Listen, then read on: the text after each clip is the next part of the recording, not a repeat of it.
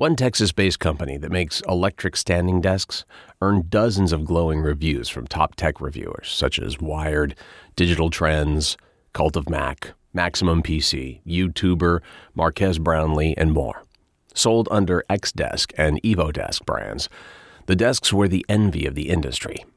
Maximum PC gave their TerraDesk a perfect 100 score. Esquire named it one of the 50 things that are worth the money. Cult of Mac said it looked like something Johnny Ive would have built. The positive reviews sent sales soaring.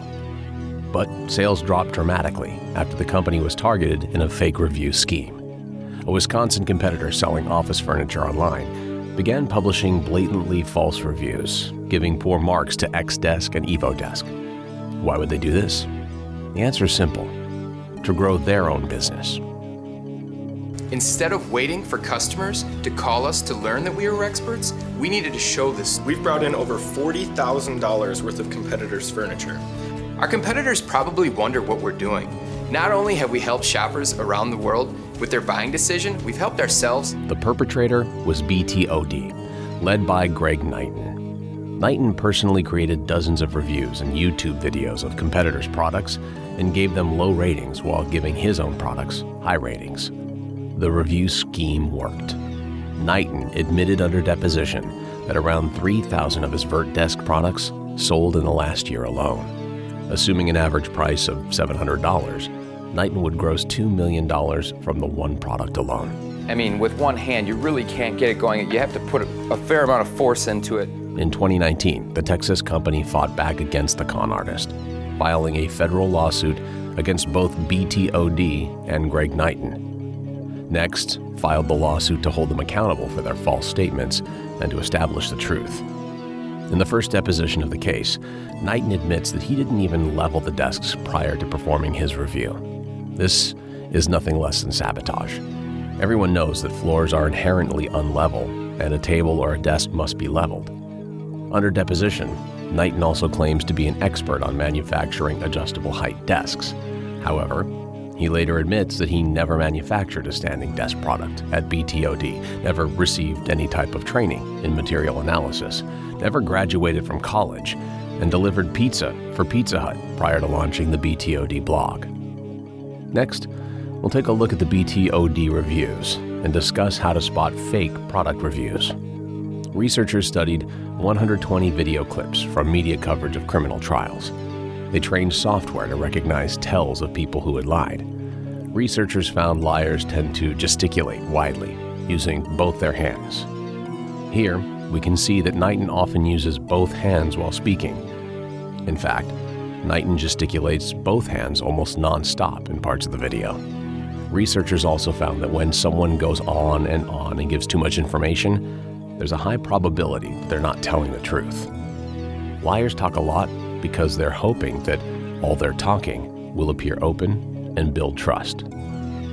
Here, we hear a lot of talking. Researchers also indicate that phrases such as, "to be honest," "truth is," and "the fact is," can be signs someone may be trying too hard to convince you of their honesty. Here's one example. For this to work, we needed to be honest about all products. Truth is, we're the only company to recommend a competing product that I know of. Liars often overemphasize their truthfulness by adding words or phrases that are meant to make them sound more convincing. In the intro, we heard a lot of words like these: honest, with great certainty, truth is, trust, help, expertise. Liars think these phrases will convince others of their integrity.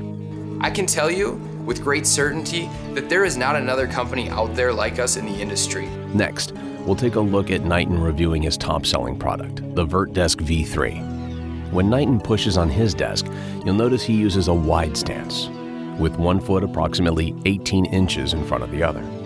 This wide stance gives Knighton stability so he doesn't lean into the desk.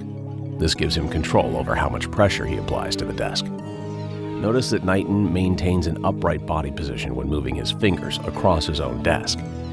It would be impossible to lean on and apply any significant pressure with just the fingertips on a horizontal surface.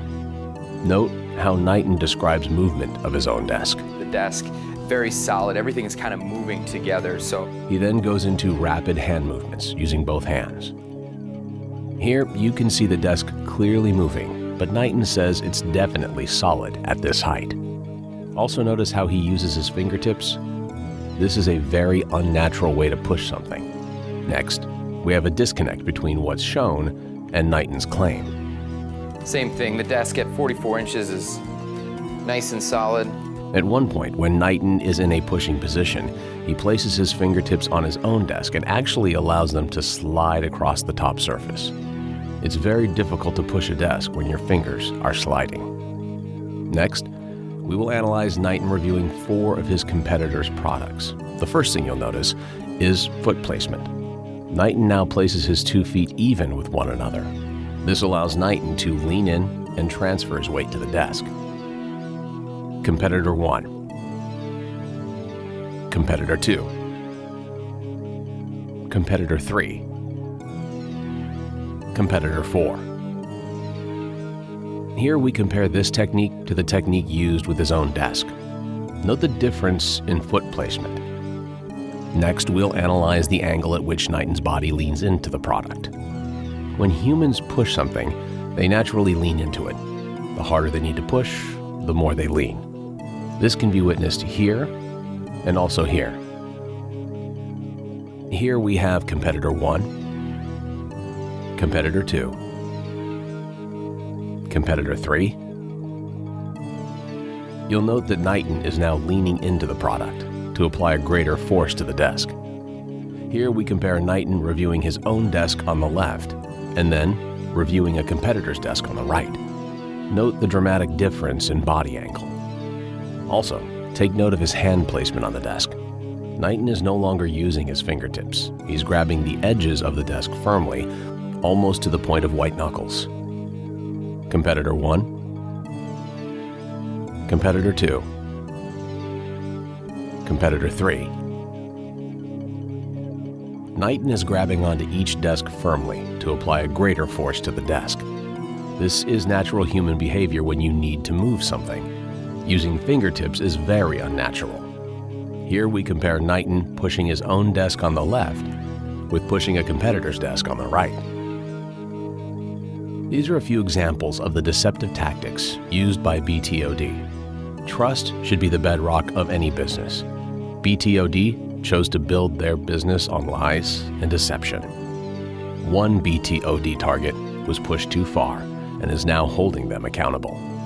Read more and get the latest updates at xdesk.com/BTOD.